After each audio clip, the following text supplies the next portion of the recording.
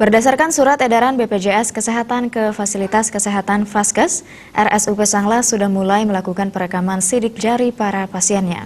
Perekaman sidik jari merupakan syarat untuk keluarnya SEP atau Surat Eligibilitas Peserta. Hal tersebut disampaikan Direktur Umum dan Operasional RSUP Sanglah, Nining Setiawati, saat ditemui di RSUP Sanglah, Denpasar.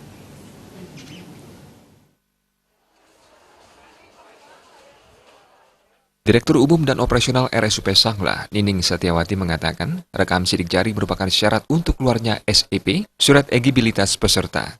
Surat inilah yang digunakan pihak rumah sakit untuk mencairkan klaim pasien.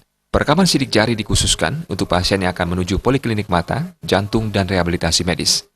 Diperkirakan terdapat lebih dari 200 pasien yang wajib melakukan rekam sidik jari, terdiri atas 100 hingga 150 pasien jantung, 30 hingga 50 pasien rehabilitasi medis, dan 60 hingga 100 pasien mata. Sebelumnya, SEP keluar setelah pasien melakukan registrasi di loket poliklinik. Namun dengan terbitnya peraturan baru dari BPJS Kesehatan, pasien wajib membuktikan kehadirannya dengan sidik jari sebagai syarat keluarnya SEP. Nining Setiawati menambahkan, sidik jari ini merupakan syarat untuk terbitnya SEP. Jika SEP-nya tidak terbit, pasien tidak dijamin BPJS dan tidak dibayar oleh BPJS Kesehatan.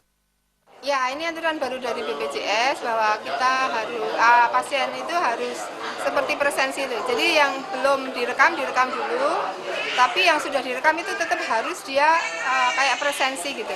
Jadi dia sidik jarinya diterakan di sini. Kalau tidak, jadi sidik jari ini persyaratan untuk terbitnya SEP.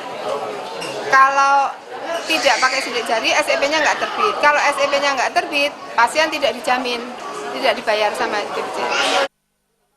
Nining Setiawati menambahkan dalam evaluasi RSUP Sanglah ditemukan beberapa pasien menggunakan kartu milik orang lain. Ia menduga hal ini yang menjadi penyebab peraturan rekam sidik jari diberlakukan. Terkait pelayanan gawat darurat di IGD, pasien tidak perlu menggunakan rekam sidik jari. Jokandika,